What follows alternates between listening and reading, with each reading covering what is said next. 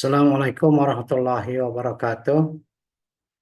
Waalaikumsalam Waalaikumsalam warahmatullahi warahmatullahi wabarakatuh. wabarakatuh. Bismillah, alhamdulillah, wassalatu wassalamu ala rasulillah, amma ba'du. Qala rabbi shrah li sadri, wa yassir li amri, wa hlul 'uqdatam min lisani yafqahu qawli. Allahumma iftah lana hikmataka, wansur alaina min hazaini rahmatika, ya arhamar rahimin. Rabbi zidna ilma, warzuqna fahma. Radina billahi rabba wa bil islami dina wa bi muhammadin nabiyya wa rasulah. Adik-adik sekalian, pada pertemuan kali ini kita membahas tentang tasawuf. Tasawuf itu semua mata pelajaran yang yang terkait dengan ketuhanan maupun dengan akhlak terpuji. Kata tasawuf berasal dari kata sufah, nama sebuah serambi atau tempat duduk di Masjid Nabawi. Ada juga yang berkata dari kata sofa. Sofa itu artinya bersih atau jernih. Ada yang bilang sufanah, nama kayu yang tumbuh di padang pasir. Ada yang dikatakan suf atau bulu domba. Jadi pada intinya itu menurut bahasanya ya, daripada intinya tasawuf itu menurut para ahli sufi juga ada berbeda-beda tapi intinya sama. Nah, Syekh Junaid al-Baghdadi pada tahun 910 Masehi mendefinisikan tasawuf adalah sebagai mengambil setiap sifat mulia dan meninggalkan sifat rendah. Sifat mulia yang dicontohkan oleh Allah di dalam Al-Quran maupun sifat mulia yang dicontohkan oleh baginda Rasul Muhammad SAW, dan menjauhi sifat rendah yang ada di dalam yang dijelaskan di dalam Al-Quran maupun sifat-sifat rendah yang telah dijelaskan oleh hadis Nabi Muhammad SAW. Pada waktu kita belajar tauhid, nah ini penjelasan lebih rincinya di sini ya terkait dengan tauhid, karena tauhid juga artinya tasawuf. Ya, terus Syekh Abu Hasan Asazili, seorang wali di abad ke-12, 13 ya, tahun 1258 Masehi. Beliau seorang ahli sufi dari Afrika Utara, mendefinisikan tasawuf sebagai praktek dan latihan diri melalui cinta yang dalam dan ibadah untuk mengambil diri kepada jalan Tuhan, mengembalikan diri kepada jalan Tuhan. Pada dasarnya, ya, sufi itu adalah latihan melatih meninggalkan akhlak tercela, melatih untuk melakukan akhlak terpuji. Terus dengan latihan-latihan, maka akhlak terpuji itu lama-kelamaan akan dapat dirasakan dan kita akan dapat bisa mempraktekkan. Makanya pada saat kalau kita sudah menjalani sufi itu, menjalankan kebaikan itu tanpa dipikir lagi, secara spontan. Apapun yang kita lakukan, temukan di jalan, misalnya secontoh, seperti orang yang akhlaknya bagus, melihat paku satu di jalan, khawatir dia langsung dibuang paku di jalan. Karena apa? Karena paku di jalan itu bisa memudaratkan orang. Kalau misalnya kena ban motor, dia akan kempes, keinjak orang kakinya akan luka. Itu tuh ciri-ciri orang yang sudah berbuat baik secara spontan tanpa dipikir terlebih dahulu. Itulah akhlak atau karakter terpuji. Nah, Sahal At-Turtusi mendefinisikan tasawuf adalah orang yang hatinya jernih dari kotoran, penuh pemikiran, terputus hubungan dengan manusia, maksudnya dengan terputus dengan hubungan dengan manusia dengan hawa nafsu gitu ya. Manusia yang masih menggunakan hawa nafsu dan memandang antara emas dan kerikil. Nah, itu gambarannya. Jadi dia bisa membedakan mana emas, mana kerikil. Maksudnya ini bahasa kiasan. Artinya mana yang baik dia lakukan, mana yang jelek dia tinggalkan. Syekh Ahmad Jaruk dari Maroko pada abad 15, 1494 mendefinisikan tasawuf yaitu ilmu yang dengannya Anda dapat memperbaiki hati dan menjadikannya semata-mata bagi Allah dengan menggunakan pengetahuan Anda tentang jalan Islam, khususnya fikih, pengetahuan yang berkaitan untuk memperbaiki amal Anda dan menjaganya dalam batas-batas syariat agar kebijaksanaan menjadi nyata. Jadi pada intinya, ada sekalian, bahwasanya tasawuf itu adalah sebuah sistem latihan dengan sungguh-sungguh riyadhah atau mujahadah untuk membersihkan, mempertinggi dan memperdalam kerohanian dalam rangka mendekatkan diri kepada Allah Subhanahu wa taala.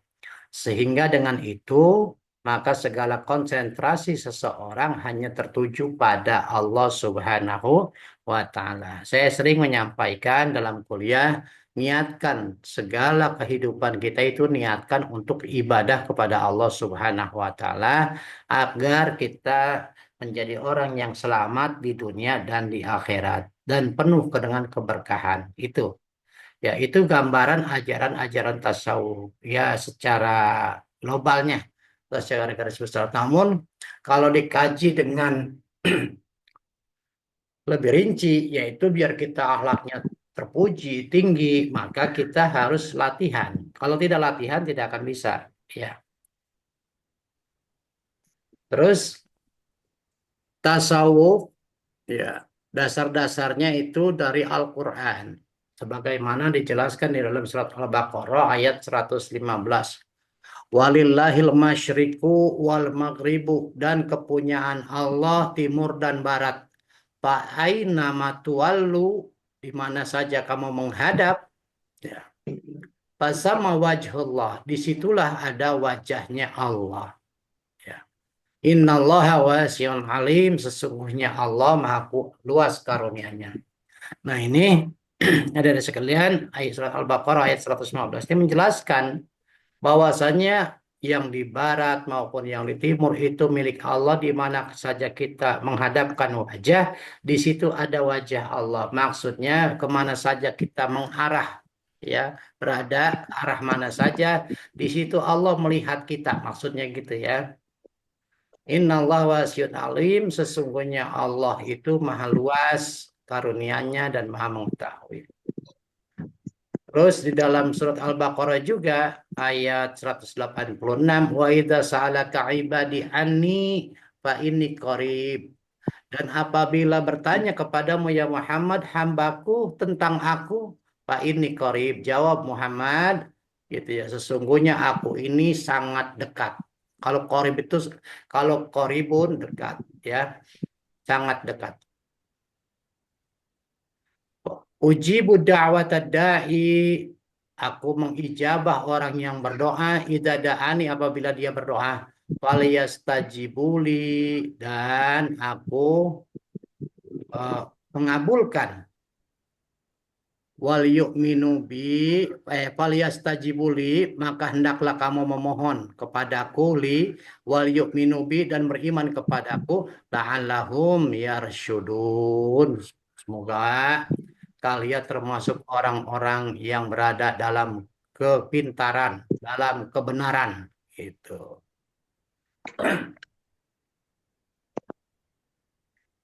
Terus walaqad khalaqnal insana wa na'lamu ma tuwaswisu bihi nafsuhu wa nahnu aqrabu ilaihi min hablil warid. Dan sungguh kami telah menciptakan manusia dan mengetahui apa yang dibisikkan oleh hatinya. Wa nahnu aqrabu min hablil ilaihi min hablil warid, dan aku lebih dekat kepadanya daripada urat lehernya. Allah sangat dekat sama kita.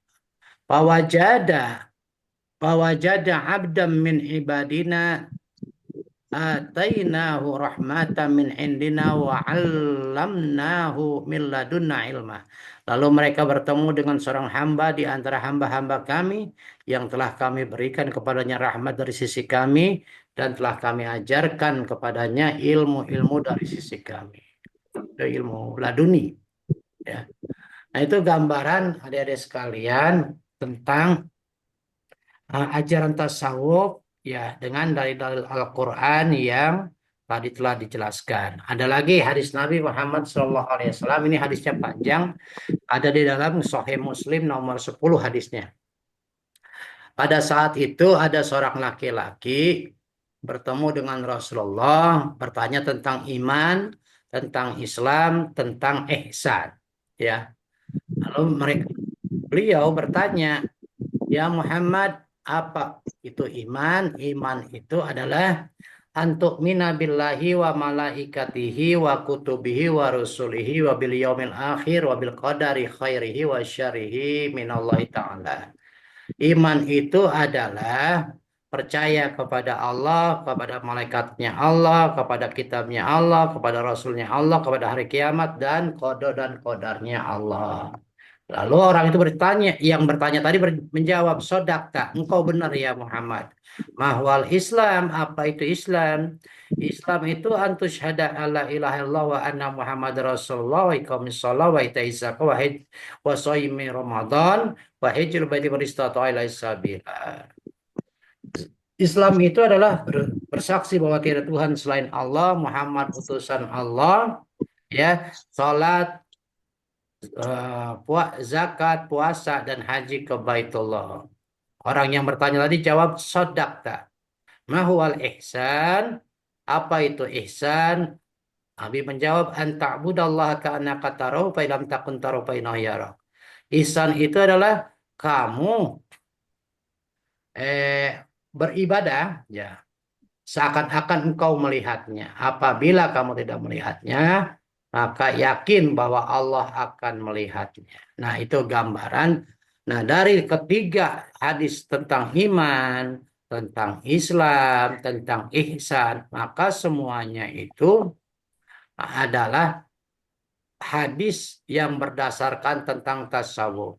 Jadi kalau orang yang bertasawuf itu tauhidnya harus benar, syariatnya juga harus benar. Rukun Islamnya itu sebagai implementasi daripada rukun iman. Buah dari rukun iman, buah daripada rukun Islam, lahirlah akhlak, dia semakin dekat kepada Allah, semakin bagus akhlak dan budi pekertinya.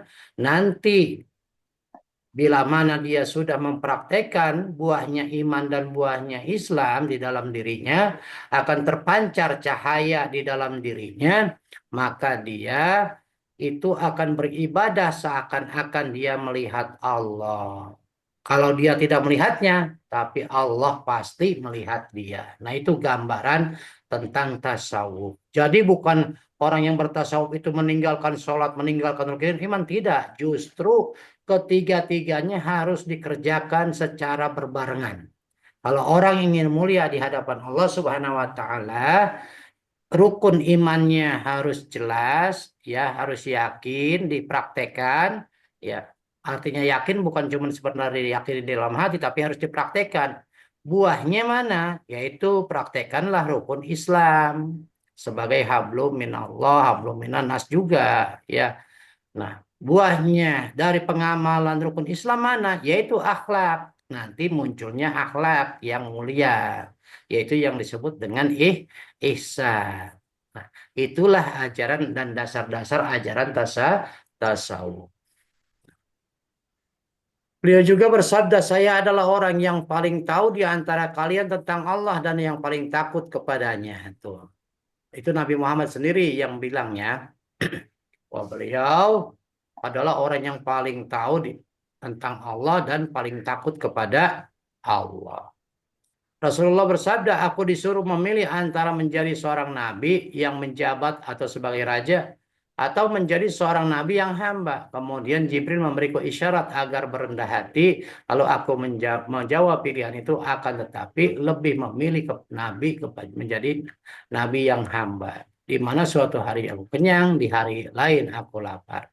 Jadi Nabi Muhammad SAW memilih nabi yang sebagai hamba, tidak mau menjadi raja. Di antaranya pula beliau bersabda, aku ditawari dunia namun aku menolaknya. Itu ajaran tentang tasawuf. Maksudnya apa? Bukannya Nabi itu tidak mau disibukkan oleh ngurus dunia karena harta itu pada artinya menuntut tuannya untuk mengurusnya supaya aman. Tapi Nabi itu lebih memilih ya minta dekat dengan Allah, menjadi nabi yang biasa-biasa aja nggak usah kaya, tapi artinya ajarannya banyak diterima oleh hambanya Allah gitu. Ya, kalau orang kaya kan otomatis ngurusin hartanya, kapan ngurusin umatnya. Sedangkan sebagai seorang hamba, Baginda Rasul itu harus menjadi pelayan umatnya. Misalnya ada umat yang bertanya tentang ibadah, tentang jual beli, beliau menjawabnya. Dan beliau praktek sendiri tentang jual beli, tentang ibadah. Sehingga beliau sudah pengalaman ke semuanya itu. Beliau juga bersabda, andaikan aku memiliki emas sebesar gunung Uhud, niscaya aku akan infakkan demi agama Allah. Tuh, Baginda Rasul mah begitu. Diberikan emas sama Allah sebesar gunung, diinfakkan semuanya untuk Allah. Kecuali sedikit yang aku sisakan untuk menutupi hutang. Ini terbukti bahwa beliau itu istilahnya semuanya hartanya digunakan untuk ibadah. Seandainya beliau eh, diberikan harta sebesar gunung Uhud, gitu ya. Terbukti dari apa? Murid-muridnya. Contohnya diantaranya istrinya beliau yang kaya raya, semuanya hartanya habis digunakan untuk ibadah di jalan Allah Subhanahu wa Ta'ala, membantu perjuangan dakwanya Baginda Rasul.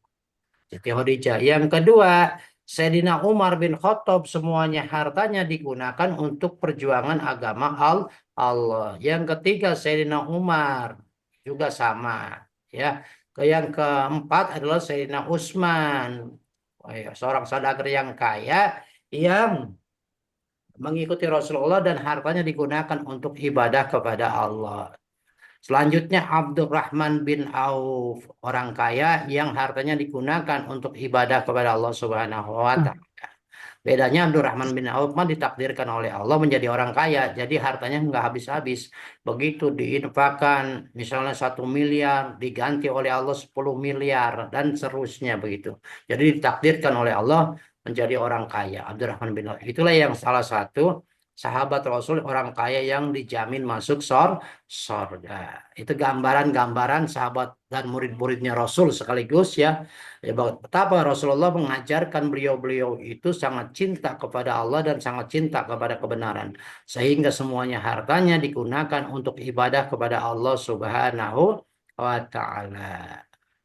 Nah, ciri-ciri akhlaknya kaum sufi. Ya, kaum sufi itu, ya semua kaum sufi sependapat bahwa satu-satunya jalan yang dapat mengantarkan seseorang kepada Allah hanyalah menyucikan jiwa. Kemarin kita belajar tauhid sudah diajarkan bagaimana menyucikan jiwa, ya diantaranya menjalankan ibadah kepada Allah, sholat, puasa, zakat, haji, ditambahkan sunnah-sunnahnya zikir. Nah, buah daripada kita tadi yang kita sebutkan, sholat, puasa, ibadah, zakat, haji, itu adalah hablum minan nas. Ya, menghilangkan sifat jelek, jangan punya sifat iri dengki kepada sesama manusia, jangan membisikkan kata-kata yang jelek kepada sesama manusia, jangan punya perasaan hasut sama manusia, harus berhusnuzon, jangan sombong di hadapan sesama manusia, itu hilangkan. Jangan rakus ya terhadap harta yang bukan milik kita. Jangan melakukan hal-hal yang negatif yang melanggar aturan syariat. Itu diantaranya cara-cara penyucian jiwa. Kemarin di bab tauhid kita sudah bahas ya. Nah, oleh karena itu, jiwa manusia merupakan refleksi atau pancaran zatnya Allah yang Maha Suci. Jadi, kalau kita sudah bersih hatinya, maka cahaya Allah yang ada di dalam diri kita, atau yang dinamakan Nur Muhammad, akan memancar ke dalam jiwa kita dan akan menerangi kita supaya hidup berada di jalan yang benar. Dia nanti, cahaya itu akan membimbing kita ke jalan kebenaran. Maka segala sesuatu itu harus sempurna, perfection, suci. Sekalipun tingkat kesucian dan kesempurnaan itu bervariasi ya untuk menurut dekat dan jauhnya dari sumber aslinya. Dalam pandangan kaum sufi, ternyata manusia cenderung kepada hawa nafsunya. Tadi sudah dijelaskan ya, dihilangkan, dikendalikan. Ya, manusia dikendalikan oleh dorongan-dorongan nafsu pribadi, bukan nafsu, bukan manusia yang mengendalikan hawa nafsu. Makanya kalau ada orang yang masih mengikuti hawa nafsunya, Tuhannya bukan Allah. Dia Tuhannya itu adalah hawa nafsunya sendiri. Walaupun dia mulutnya ngomong Allah Tuhannya, tapi sesungguhnya dia itu berdusta, bohong. Karena kalau orang yang bertuhan sama Allah, maka dia itu tidak akan menuruti hawa nafsu. Tidak akan melakukan perbuatan-perbuatan yang jelek. Nah, ciri orang sufi ini tawadu. Tawadu itu lawannya sombong. Jadi kalau orang sufi itu tidak sombong. Sombong sifat iblis. Orang sufi itu tawadu. Tawadu itu apa? Artinya mereka antusias untuk menerapkan dirinya ya sebagai bentuk peneladanan. Rasulullah Shallallahu Alaihi Wasallam yang merupakan model utama kaum mukminin ya, yang dalam masalah tawadu. Nah, makanya di dalam surat Asy-Syura dijelaskan, rendahkanlah dirimu terhadap orang-orang yang mengikutimu, yaitu orang-orang yang beriman. Rasulullah telah memberikan arahan bersifat moderat dalam bertawadu, yaitu tidak berlebih-lebihan dan merendahkan diri yang bisa membuat pelakunya direndahkan atau dilecehkan. Artinya tetap menghormat orang lain, tawadu, tidak tidak lebay lah. Artinya ya menghargai. Berbahagialah orang-orang yang merendahkan diri tanpa membuatnya terlecehkan dan yang menghinakan diri tanpa membuatnya sengsara. Tuh, ya. Yang kedua mudarah. Mudarah itu artinya lemah lembut. Ya. Orangnya mengendalikan diri, terinteraksi dengan orang lain ketika disakiti oleh mereka. Ya, meneladani Rasulullah. Rasulullah tidak pernah menyakiti seorang pun dalam semasa hidupnya. Kaum sufi menerapkan perilaku lemah lembut dalam kehidupan pribadi dan publik mereka atau hubungan mereka dengan keluarga dan masyarakat. Nah, kaum sufi juga ya sangat pemaaf.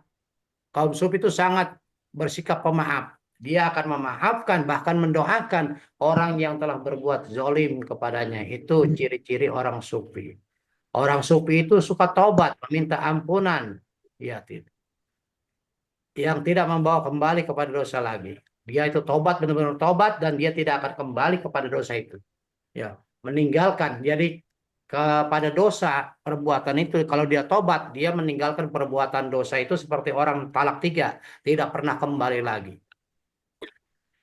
Zuhud, menjauhkan diri dari segala yang berkaitan dengan dunia. Artinya begini, dalam pendekat zuhud ini bukan berarti orang itu nggak boleh kaya, bukan. Ya, contohnya tadi Syekh Hasan Asyadzili adalah orang wali kaya. Ya, Syekh Abdurrahman bin Auf, Imam Abdurrahman bin Auf adalah seorang wali yang kaya. Nah, begini. Jadi kalau orang sufi itu sifat zuhud, artinya benar-benar sungguh-sungguh menjauhkan dirinya dari perkara yang haram. Dia boleh jadi orang kaya tapi dengan jalan yang halal gitu. Jangan disalahartikan ya. Oh, orang sufi mah nggak bisa kaya, dia mah nggak boleh punya kekayaan. Salah. Orang sufi itu boleh kaya tapi dengan jalan yang halal, bukan dengan jalan yang rakus, korupsi dan lain sebagainya. Orang sufi itu menjauhkan diri dari itu semuanya. Nah, contoh wali Allah yang kaya atau sahabat Rasul di situ seperti Abdurrahman bin Auf, Utsman bin Affan, Abu Bakar As-Siddiq, Umar bin Khattab, Siti Khadijah, itu orang-orang yang kaya dari jalan yang halal dan digunakan untuk ibadah kepada Allah Subhanahu wa taala. Ya, banyak wali-wali yang kaya juga seperti Abi Hasan As-Sadzili, Syekh Abdul Qadir Jailani, semuanya adalah wali-wali kaya yang berasal dari hartanya dari harta yang halal. Imam Maliki, ya itu juga wali Allah, ulama yang kaya. Warok, hati-hati meninggalkan segala sesuatu yang subhat, yang ragu-ragu, atau meninggalkan sesuatu yang haram. Jangan pula yang haram, yang dia ragu tentang hukumnya halal apa haram, itu ditinggalkan. Itu namanya warok. Fakir, orang sufi itu tidak menampilkan kekayaannya, tapi walaupun dia banyak duitnya, dia itu hidupnya sederhana. Selalu ya bersama orang-orang yang miskin, tidak sombong. Ya walaupun dia orang kaya, hartanya miliaran, tapi dia bergaul kepada orang-orang yang miskin. Artinya apa? Supaya orang miskin enggak canggung kepada mereka. Kalau kalau ada orang miskin yang butuh bantuan, dia akan memberinya bantuan. Itu gambaran tentang orang sufi. Sabar dalam menjalankan perintah Allah dan menjauhi larangan Allah dan menerima musibah. Sabar dalam menjalankan perintah Allah, sabar menjauhi larangan Allah, sabar dalam musibah. Ya, orang sufi itu dalam ujian yang ditimpa. Tawakal. Nah, orang sufi itu sangat tawakal, diberi harta banyak, diterima dengan penuh rasa syukur. Kemudian dia bertawakal kepada Allah, syukur terhadap nikmat yang diberikan oleh Allah, baik besar maupun kecil. Tidak pernah ngedumel, tidak pernah menyalahkan siapapun. Dia itu sangat cinta kepada Allah, menerima dengan penuh rasa syukur, dikasih rezeki banyak, alhamdulillah, dikasih rezeki kecil juga, alhamdulillah. Semuanya diterima dengan penuh rasa syukur. Yang ke-10 ridho, rela, ya, terhadap semua pemberian Allah diterima dengan senang hati. Yang ke-11 penuh rasa cinta, cinta kepada Allah, cinta kepada Rasulnya, cinta kepada sesama manusia dalam arti positif, menghargai, menghormati dan menyayangi. Cinta menjalankan yang sunnah, cinta menjalankan yang fardu, semuanya dicintai. Nah, ke-12 orang sufi itu ma'rifah, tadi sudah disampaikan, dia seakan-akan dalam beribadah dekat sama Allah, melihat Allah. Kalau dia belum mampu melihat Allah, yakin dia Allah melihatnya. Ya, terus apalagi ada sekalian, ini pengertian ma'rifat ini panjang sekali, banyak ya. Pengrifatnya pengetahuan awam, pengetahuannya ulama, pengetahuannya sufi, berbeda-beda. Ya, saya singkatnya saja karena ini waktunya tinggal 8 menit lagi. Pengetahuan orang awam, Tuhan itu satu dengan perantaraan syahadat. Pengetahuannya ulama, Tuhan itu satu dengan perantaraan akal. Setelah diteliti sama ulama, yakin bahwa Allah itu hanya satu. Tuhan itu hanya satu, yaitu Allah. Pengetahuan orang sufi, Tuhan satu dengan perantaran hati sanubari. Nah ini mah udah tingkatan yakin seyakin-yakinnya. Disebutnya hakul yakin. Nah, orang sufi juga punya makom fana wal bako. Makom fana wal bako ini artinya dia merasa semuanya itu makhluk itu tidak ada fana. Yang ada cuman Tuhan.